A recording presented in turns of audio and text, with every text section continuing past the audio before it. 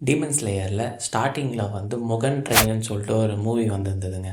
அந்த மூவியில் வந்து அக்காசாக்கும் ரென்கோக்குக்கும் வந்து ஃபைட் நடக்கும். நீங்கள் பார்த்துருப்பீங்க. அதை வந்து ரென்கோக்கும் அவங்க அம்மா சொன்ன ஒரே வார்த்தைக்காக டீமனாக மாறாமல் வீக்காக இருக்கிறவங்கள கடைசி வரைக்கும் சாகிற வரைக்கும் காப்பாற்றுவாருங்க. எனக்கு தெரிஞ்சு அந்த மூவியில் ஆக்சுவலாக டீமன் ஸ்லேயரை பார்க்க ஆரம்பித்த டைமே வந்து அதாங்க நான் இந்த ரென்கோக்கு கூட அந்த கேரக்டர் வந்து ஐகானிக்காக காட்டியிருந்தாங்க.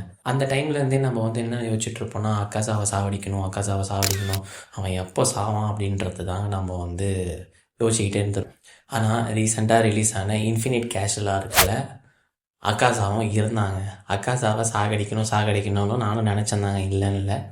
ஆனால் அவரோட பேக் ஸ்டோரின்றத ஒன்று பார்க்கும்போது தாங்க தெரியுது. ஆக்சுவலாக வந்து ஒரு லைன் இருக்குங்க, என்னென்னா வந்து வில்லன்றவன் வில்லனாக தாங்க இருப்பான் எப்போ இருக்கும்னா அவனோட ஸ்டோரி தெரியாத இருக்குங்க. அவனோட ஸ்டோரி தெரிஞ்சிட்ட பிறகு அவன் வந்து வில்லனான்றதே நம்ம யோசிப்போம். அது போல தாங்க இங்கேயும் நடந்திருக்கு. மூவி பார்க்கும்போதே வந்து அக்காசா சாகணுன்ற ஒரு மைண்ட் செட்டோட தாங்க போனேன். ஆனால் அவனுக்கு வந்து இப்படிப்பட்ட ஒரு பேக் ஸ்டோரி இருந்ததுன்னு தெரிஞ்ச அப்புறம் நான் அழுதுன்னு தாங்க வந்தேன். நான் என்ன தெரிஞ்சுக்கினேன்னா, வாழ்க்கையில் மோஸ்ட்லி வந்து 2 விஷயம் இருக்குங்க. ஒரு காயின் போல தாங்க 2 சைடு இருக்குல்ல, அதே போல தாங்க ஒரு சைடு வந்து நல்லதும் இருக்கும், ஒரு சைடு கெட்டதும் இருக்குங்க. அந்த விஷயத்தில் நான் வந்து அக்காசாவை தாங்க நான் மென்ஷன் பண்ணுவேன்.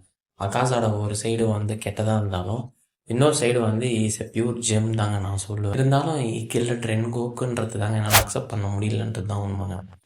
சப்போஸ் உங்களுக்கு வந்து ஒரு கேள்வி கேட்குறாங்க, அதாவது ரென்கோக்குவா இல்லை எக்குஜியா, நீங்கள் வந்து யார் சைடில் நிற்பீங்கன்றத கமெண்ட்ஸில் சொல்லுங்கள்.